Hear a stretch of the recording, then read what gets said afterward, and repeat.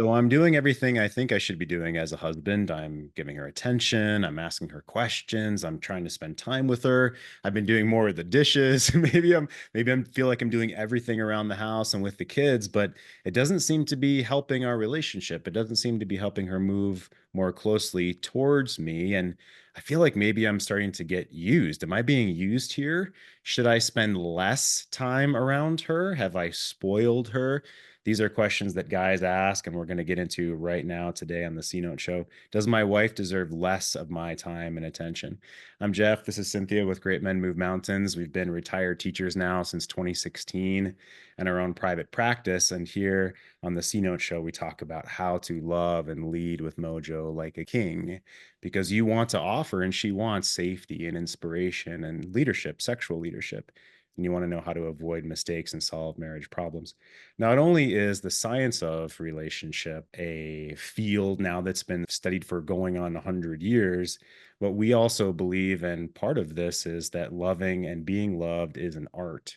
And we lean on the science and also teach the art of relationships. And when I coach my clients one on one, it's about masculine frame first, then how to build emotional safety within yourself. And the third phase of my one on one coaching and our group coaching is how to lead in intimacy. And that's our kingly life path framework. We teach the Stoic Triangle, as you know, if you've been here before. And Cynthia and I teach and practice on our own lives and professionally a level three, what we call level three relationship of deep conscious intimacy. Last time, so go back a video if you're watching this on YouTube, we talked about, is my wife trying to manipulate me? And today it's, does my wife deserve less of my time and attention? So by the end of this call, we're going to give you three particular guidelines, sort of check boxes to justify or to honor within yourself. Yes, okay, maybe I really am giving her too much time and attention. Maybe I am spoiling her, so to speak. Maybe I am unbalancing the polarity in our relationship. And Cynthia and I are going to talk about that today, certainly.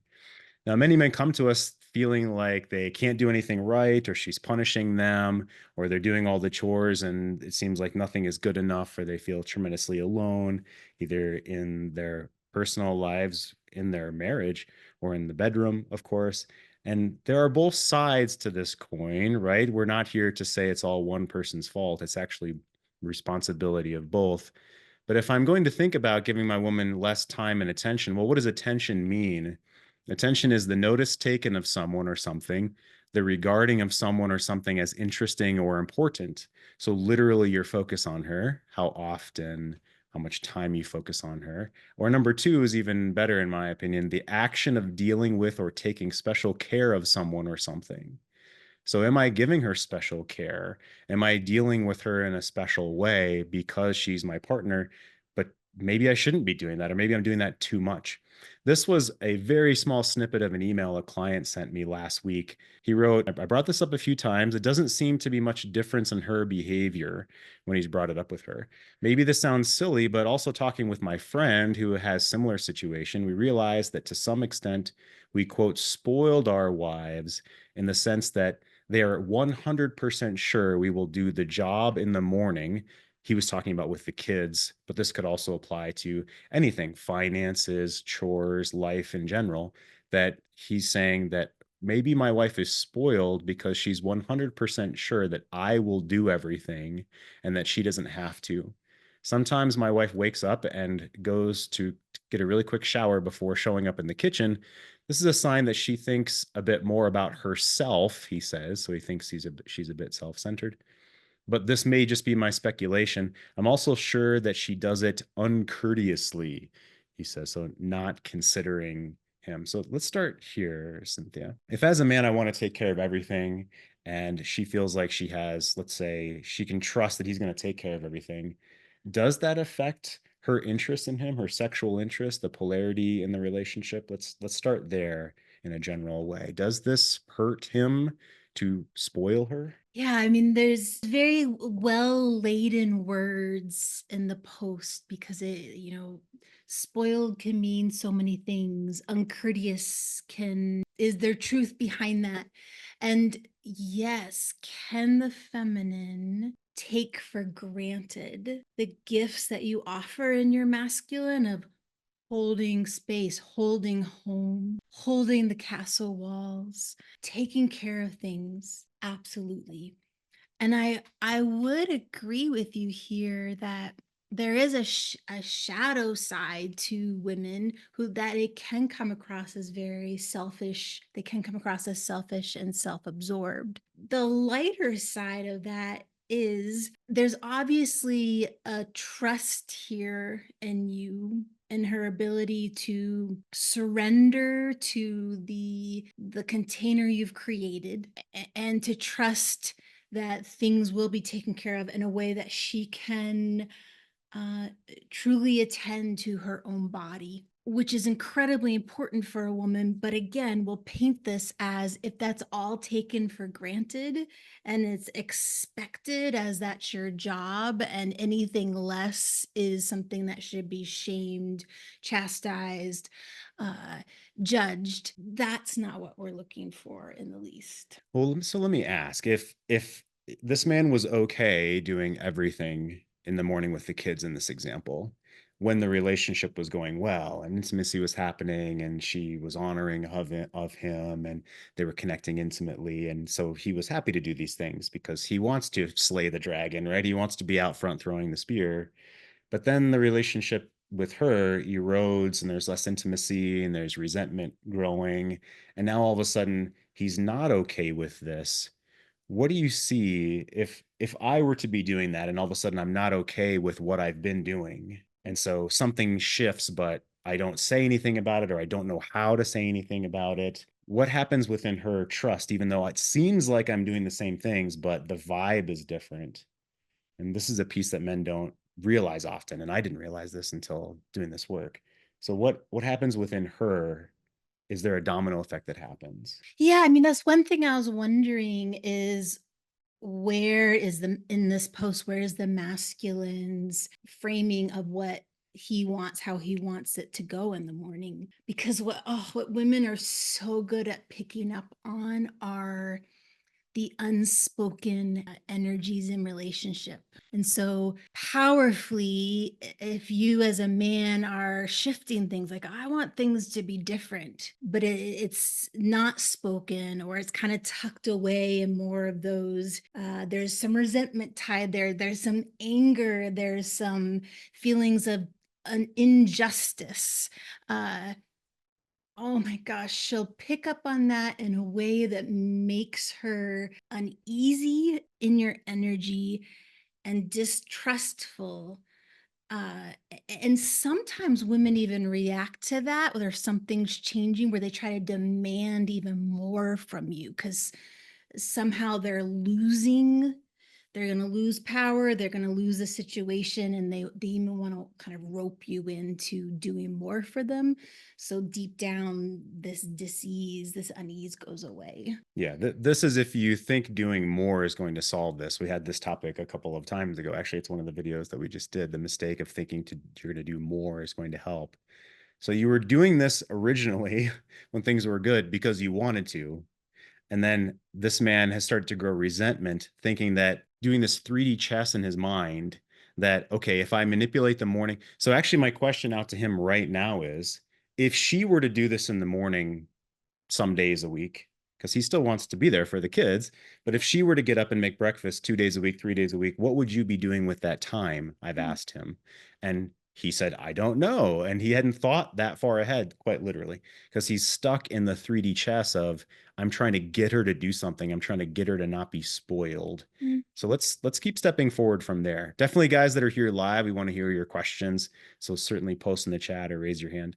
Let's go ahead and step forward to some other examples. I searched Quora to see what just average people, and we'll get to that in a second, average people say about this or how they deal with this question. If you want to see more of our stuff, go to greatmenmovemountains.com. You can get on our book wait list, be notified of videos, invites to group calls, greatmenmovemountains.com, and sign up to our subscriber list. Absolutely. Check out our stuff there.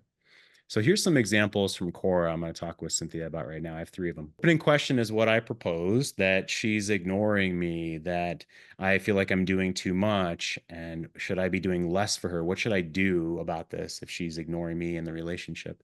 And this man, who's apparently head of the business development somewhere, so just an average Joe, Says, your wife has stopped talking to you and ignoring you. Probably she's giving you a silent treatment.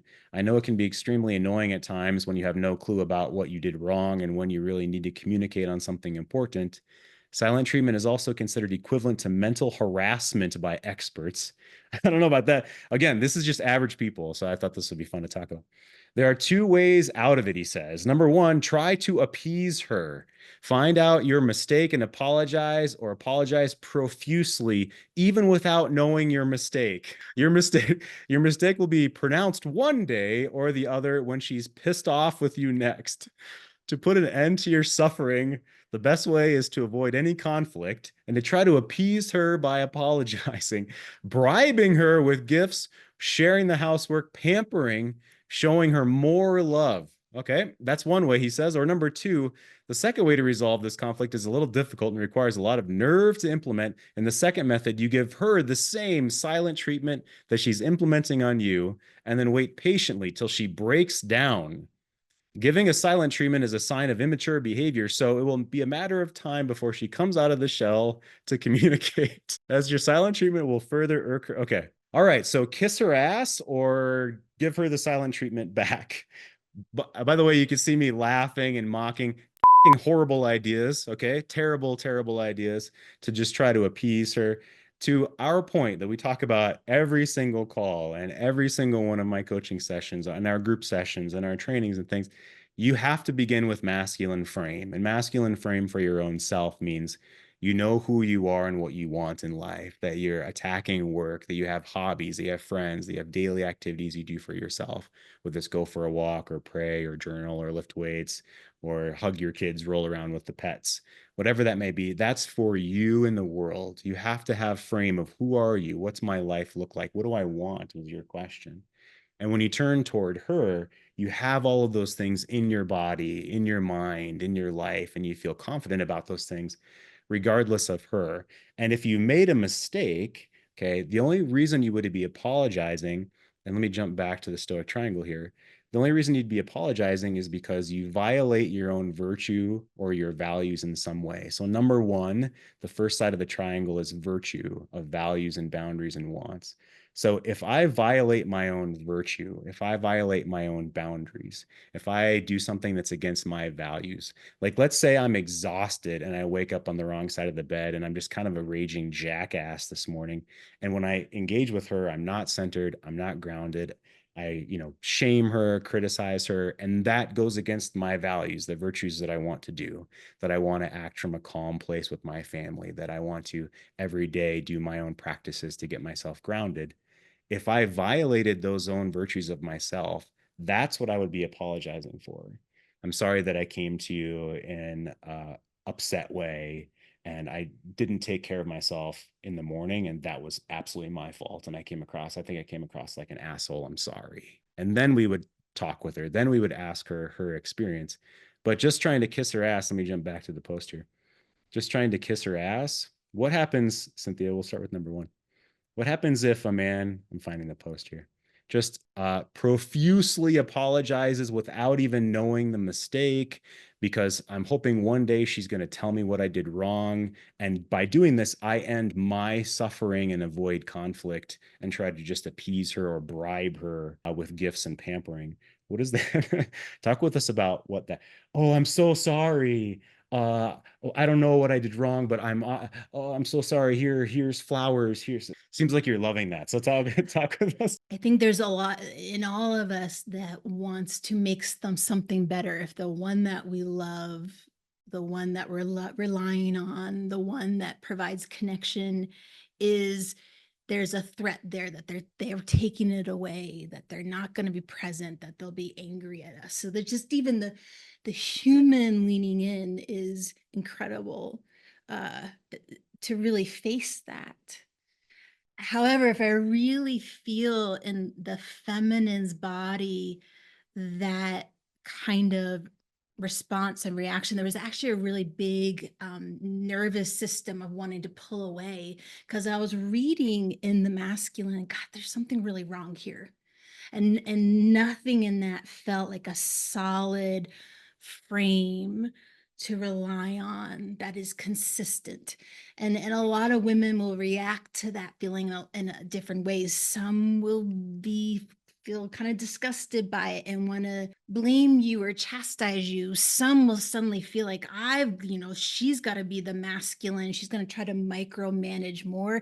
And then there's also a darker part of the feminine that anytime you give her that power over you, like she's holding all the buckets of the emotional wellness here, she may use that to her advantage, get a kind of ego boost from that, and then really hate if that's being taken away at some point. Yeah.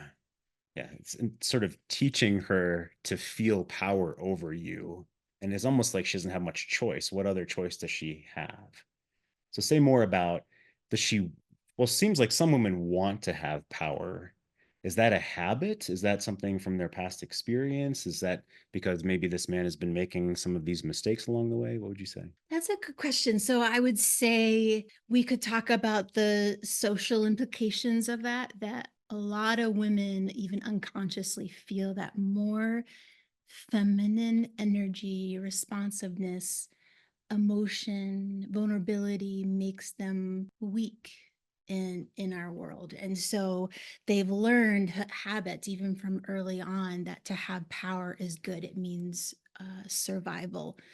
uh, there's also this feeling that if there's a vacuum in the masculinity in the relationship, the one who has container, the one who has the solid walls, his feet on the ground, your ability to be in that frame for yourself, she will feel a vacuum of that and try to make up for that in very power over ways. Because I truly believe in relationship, there needs to be masculine grounding. And if that's not being held, she'll try to fill in the space and then resent you for it. That's very well said. So quickly, number two here of should I be immature and do the silent treatment as well? Certainly not. The premise here is we want to assume that everyone's doing the best they can with what they know. We want to approach things. This is part of my virtue and most men that I work with, most good men that I work with, and their values is assuming good intentions and assuming heart and being curious in the moment and not judging and not being defensive, to want to understand, right? First, seek to understand. And so if I'm just going to play some immature silent treatment to, I don't know, try to rock, paper, scissors my way through this, it doesn't work out well. I could ask Cynthia about that, but I think you all know that just reverting to little boy bullshit is not going to elevate your relationship to what you want. Yeah, in the chat, both of those sound like shadows of opposite ends of extremism. Neither sounds like coming from a place of heart or values that you mentioned. Absolutely. And, to be fair, this man's doing his best to respond here. Underneath his name, he put married young, but it's working 19 years and counting. This man's been married for 19 years and this has worked for him in some kind of way. I would certainly ask him, what does worked mean? But this is an average Joe. That's why I wanted to post these so we can talk about it. Here's another one. Number 2 out of 3. This person says they're a medical professional. So the question, what do you do when your wife ignores you for weeks? Are you kidding? This is a chance of a lifetime. You finally get to play golf as often as you want. You can go to football games Saturday and Sunday. You can go camping or fishing with your buddies as often as you like and go to bars and stay out late. This is great luck. You don't have to ask her permission. If she's ignoring you, you don't even have to tell her where you're going. The sky's the limit, dude. Go for it. You may never get a chance like this again in your life. Don't waste it. Don't overdo it, but don't miss it. Okay. I mean, you could have the, well, her then attitude. I mean, you could do that. And we call that level one, which is instinctual, taking care of myself. Okay. Then her. I'll go do whatever I want. And this man is not considering any type of growth or efforts into a relationship. And by the way, this is actually much better. I would rather you default to doing this, doing things in your own life and not worrying about her than kissing her ass or doing silent treatment back. So, strangely enough, this is actually better than the other post But this man has no consideration or understanding of how to reconnect in relationship or how to grow in a relationship. It's funny when I started reading this, Cynthia's getting really uncomfortable. I just go do whatever I want. Golf and football. Having a hard time sitting still when I'm reading this. So let's say that she wasn't really trying to be nasty, or maybe she's not feeling like she's ignoring you. Maybe she's crazy busy with life and everything else that's going on, and she just feels overwhelmed. And all of a sudden, her man just disappears without telling her and goes and takes care of his life. And he thinks, yay, good. I don't have to deal with her.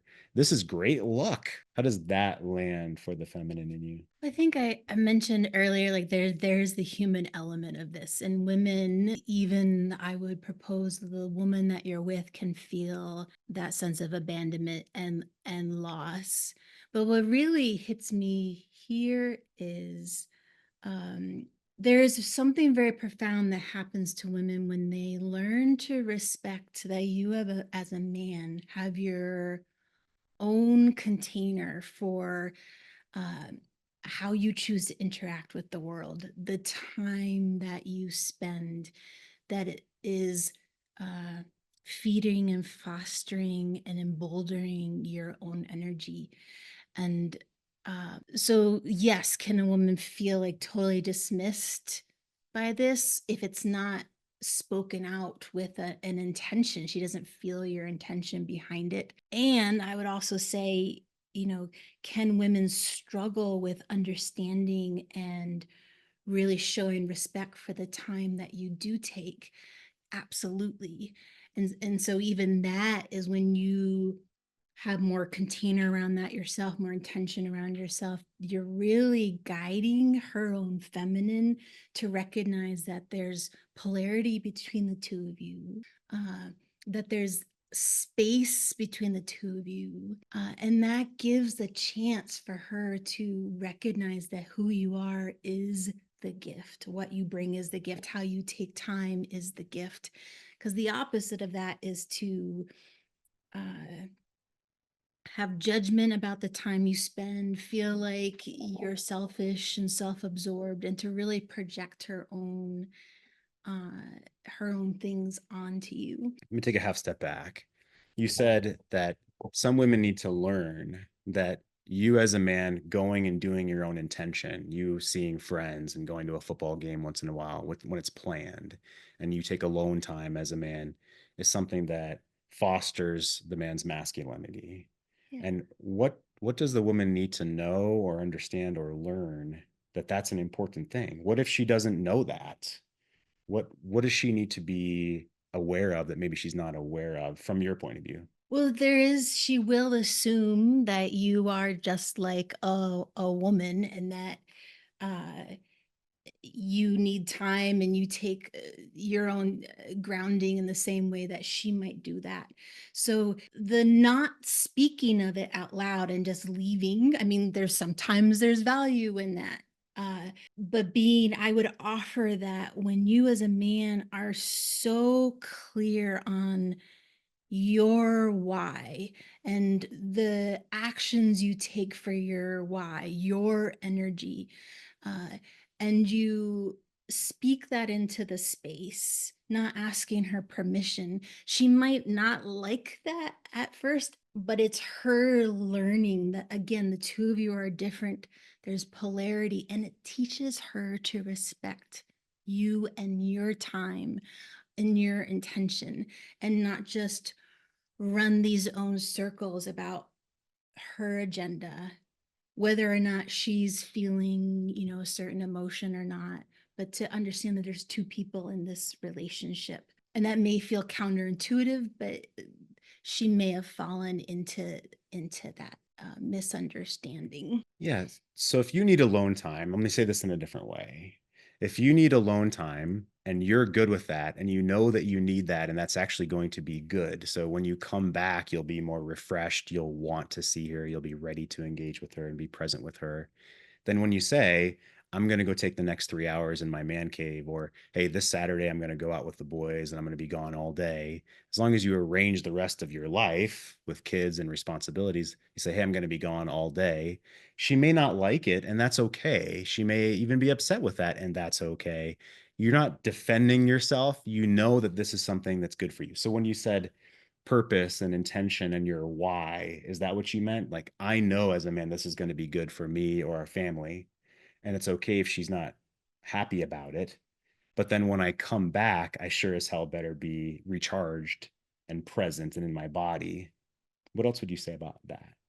Well, even I mean, we talked about the situation where she just assumes in the morning over breakfast that, the gentleman would just take care of everything, or also kind of maybe feels a vacuum of masculinity. Even I would say, like, this is what's so powerful about you is even if you don't always have the perfect things to say, the perfect energy that she's expecting, even your practice with intention and why, uh, and the grounded actions you take with that can't help but be felt by her. And if we're wanting to heal relationship rifts, if we're wanting to heal her relationship with your own masculine energy, heal her own struggles with who has more power, who doesn't, her maybe even unconsciously taking advantage and not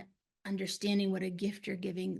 This is the kind of recalibration that her mind may not be able to see right away, but her body can feel. And that's what starts to create difference and invites the feminine out more. Awesome. That was great. Fantastic. All right, let's get into our third example, and then we'll go to our 3 points that you really need to be able to check the boxes before you actively take time away from her. And we'll talk about that before the end of our call here. All right, here we go. Here's the third example. I didn't realize maybe this is the same man, a different response. What can you do? You can change the behavior that's driven her to cut off communication. So it's all your fault. These things don't happen in a vacuum. Clearly, you're not a safe place to park information. Maybe you're being defensive. Maybe you argue with her. Maybe you use what she says against her. Maybe you twist her words. Maybe you can't hear anything she's saying, so she's given up. By the way, I speak from experience on all the above. I had to change in each of those things. The number one change in thinking for me, my wife was not attacking or criticizing me. She was asking to connect with me. Now, this is the first thing that he said that I agree with. And sure, maybe you are making these mistakes. Maybe you are making the mistake of being defensive or arguing or using what you say against her. But really, this is the heart behind this. I'm glad that he wrote this. This is the heart behind what's going on, is that often she's not trying to attack you or criticize you, that she's asking to connect, but maybe she didn't do it very well. She didn't ask very well.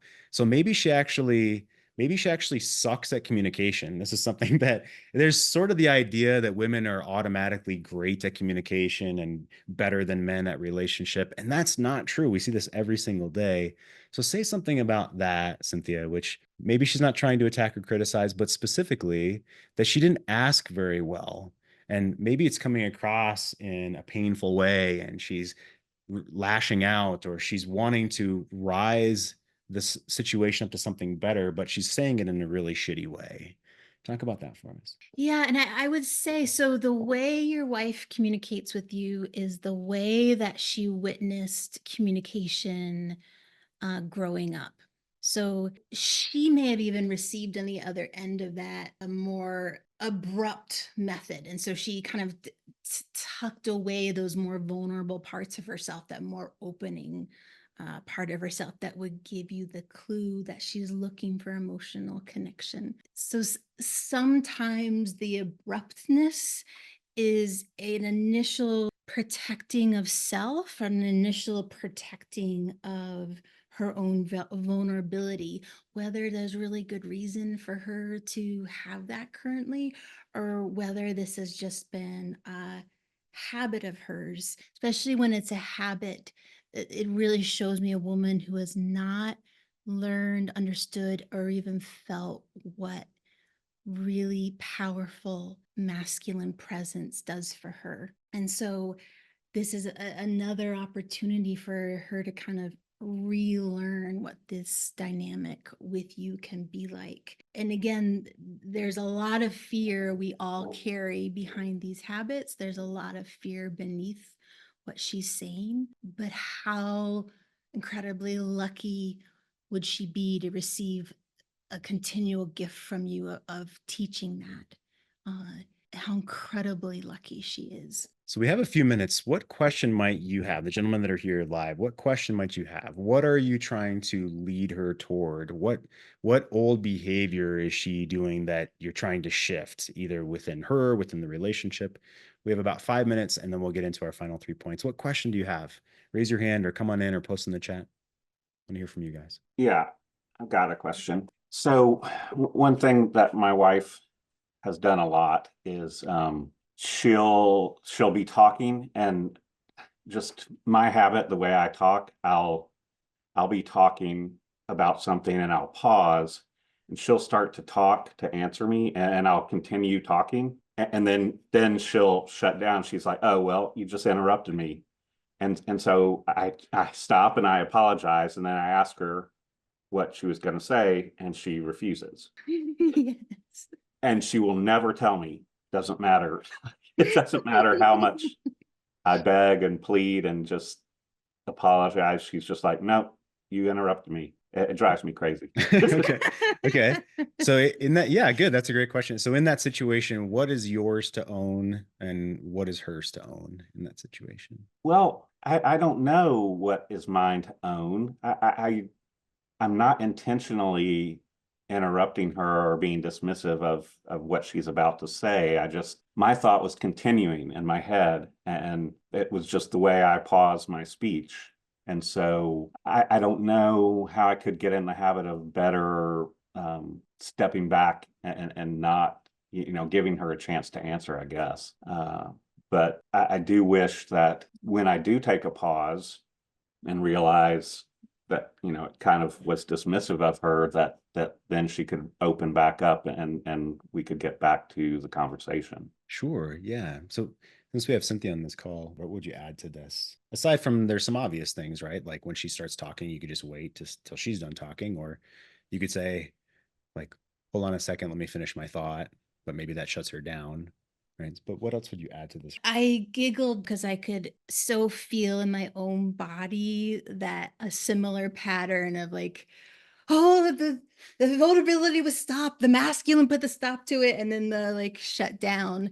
That kind of pattern doesn't have a chance to move through without the masculine kind of drawing light to it, presence to it. And I'm wondering, have you ever said to her, "Hey, oh gosh, I notice that this shuts you down, and I'm witnessing this, and I get that this is painful for you." No, not in that way. Yeah, I don't know. I guess whenever it happens, I get so frustrated that I can't see. Yeah, I can't see to do that. So which part is the Um, most frustrating? well, I feel like I'm being blamed for, purposefully doing something. And yeah, I think it's that blame, the shaming, just like I've done something and I don't feel like I've done something. And yeah, it's frustrating. Yeah, not, working with Jeff for quite a while now. I think maybe I could see myself doing more of kind of what you just mentioned, Cynthia. But yeah, in the past, especially before I had thought about any of this stuff, no, I never did anything like that. Yeah, so that's fair to say. I mean, in the past, I started this work about 15 years ago, personal work about 15 years ago. And it took me a long time to not be defensive when someone else is upset with me, thinking that I did something wrong. So, and maybe I did something wrong, maybe I didn't, maybe it's just their perception. I didn't know, I was confused. And now that was a big family thing of mine. It's like, you need to not be bad, right? You need to do things correctly, not hurt everyone else's feelings. And so I feel shame when the other person, right or wrong, is blaming me for their shutdown. I felt shame about that. And then I would get upset, being angry would cover it. And then now I'm trying to either fix it or it's just a train wreck, right? Absolutely. This also reminds me of our short story. Our family dog has never had a behavior problem, and about 3 weeks ago bit our in-laws dog when it came over for the first time. And I don't know if you guys have dogs and taking dogs to dog parks and stuff like that. It's a fucking coin flip whether dogs are going to get into a fight or something, and then people are at each other's throat about their dog and all this stuff. Now I didn't make my dog bite the other dog, but it's certainly my responsibility. And I felt terrible about it. Of course, horrible about it, but I didn't do it on purpose. Now, not the same thing, but many times it's our own shame that gets covered by defensiveness and anger that then snowballs into a bigger problem, right? So one thing real quick that and we teach is, first you try to be humorous about something. So I pause, and I'm you, and I pause, and she starts talking, and I start to talk over her, and then she stops. I would try to make some kind of joke about it right then, like, oh, sweet. I'm not sure what it would be in that moment, but as far as your wife goes, no, like, hey, if you want to jump on top. I mean, I make sex jokes, but that might be inappropriate for you. Like, hey, just jump on top of me. You want to just come? Okay. Or let's say I like to pause in my stories, and that reminds me of, I don't know, let's say a Star Wars movie, to make a joke about it. So you go up first, you try to make a joke, and if that doesn't go over well, then you get serious about it. And like Cynthia said, you ask her, okay, step number 2 is ask her, hey, I noticed this. It seems like it's painful for you. Tell me more about that. Okay. And if that doesn't work, you give it a few days. You ask her to open up again. Hey, I was thinking about our conversation a few days ago, and it really does matter to me what you were going to say and how it feels. And you ask her again. And if that doesn't work, then another time you might have a, hey, it's not okay with me that we don't talk with one another. Hey, it's not okay with me that XYZ happens. It's not okay that I talk over you. It's not okay that you feel like you have to close down. I want us to be open with one another. I want us to be. So these are all steps that you and I've talked about before, certainly. Out of all of that, what rings the most true for you? Do you feel shame and the need to cover it, or just not sure what to do in those moments? What rings true for you? I mean, yeah, I feel shame. So yeah, it feels really bad. Yeah. Yeah.